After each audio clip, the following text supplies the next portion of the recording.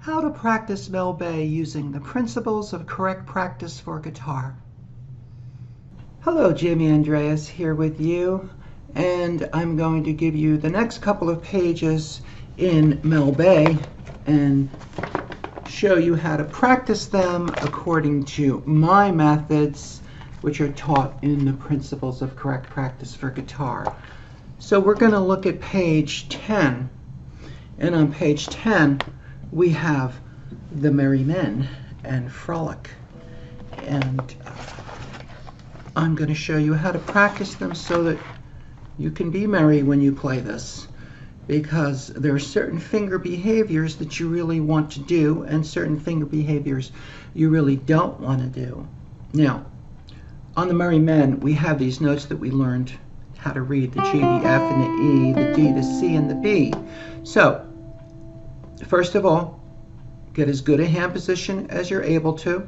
Try to avoid clutching and all that. If you're practicing the left hand foundation exercises from the principles, apply it here, even though the first fret is the hardest place to play. So try to be upright like this. Try to place your third finger like this, and also place your first finger at the same time. Why? Because you're going to go G, and then to the F. So we want the F already down. Now, this is a big deal right here.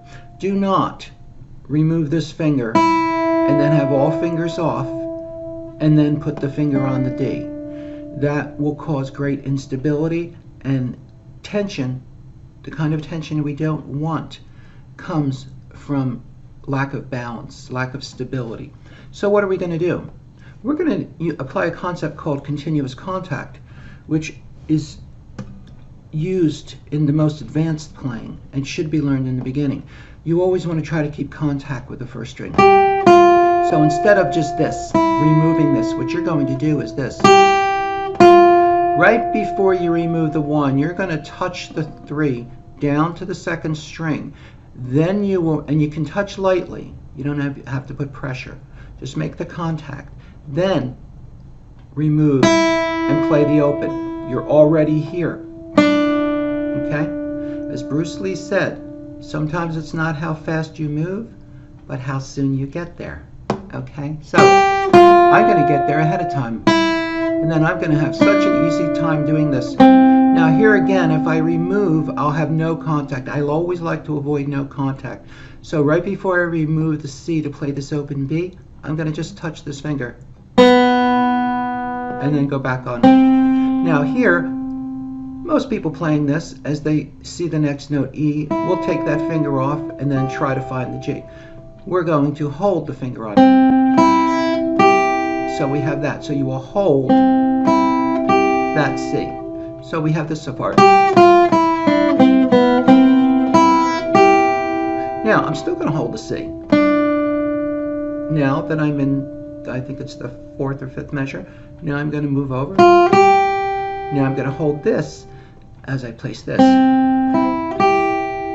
And now it's a repeat. I bring this over.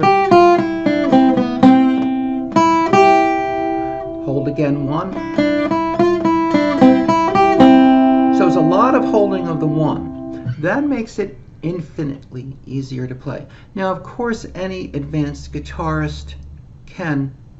I could play it like this if I wanted to. I could let my fingers fly all over the place. But that doesn't matter for training in the beginning. You should not learn that way.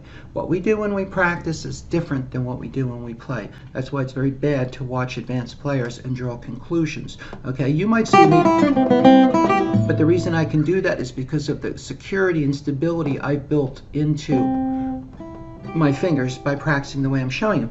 And there are many things I play way more advanced than this that I do not let the fingers fly around so much. I need to keep close contact. Okay, let's look at Frolic, the next thing on page 10. So you have this.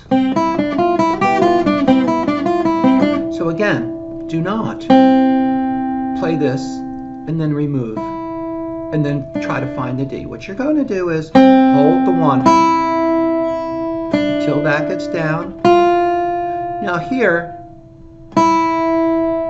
I play the E and then I've got to take 3 off and move here. Now, When no fingers are down, we call that the floating arm. The arm is supported by the muscles here instead of using the heavy arm taught in the principles. So, you know, we do have to deal with that every once in a while. So I might just deal with it here, or I could touch it, this finger to the second string while I play this G. This is the second measure. I could do that. That'll make it easier. In any case, I'm keeping my fingers very close and never removing one unless I really need to. So the one stays down here. Now here, at the end of the line, when I play that open A, I still keep this in contact here. That makes it easy to find this. Okay? Second line is pretty much the same.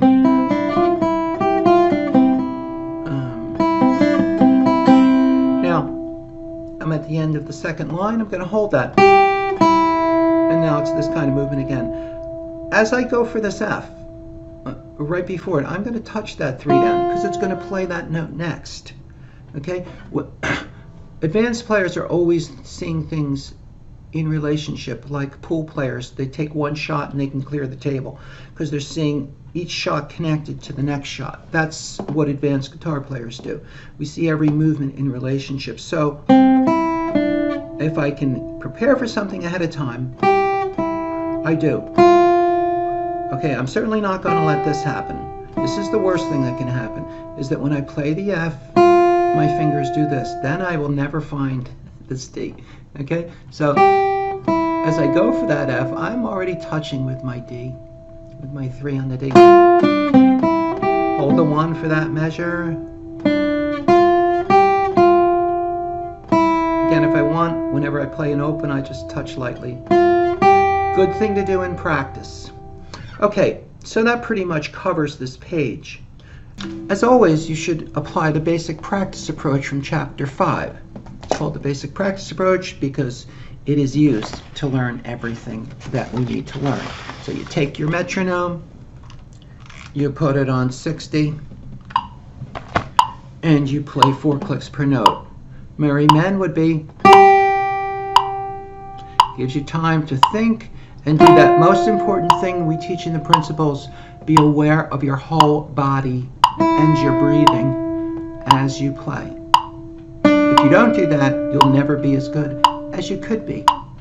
So I play all the notes at 4 clicks. I'm not bothering with the rhythm. And then you work it up from there, following the speeds of the basic practice approach.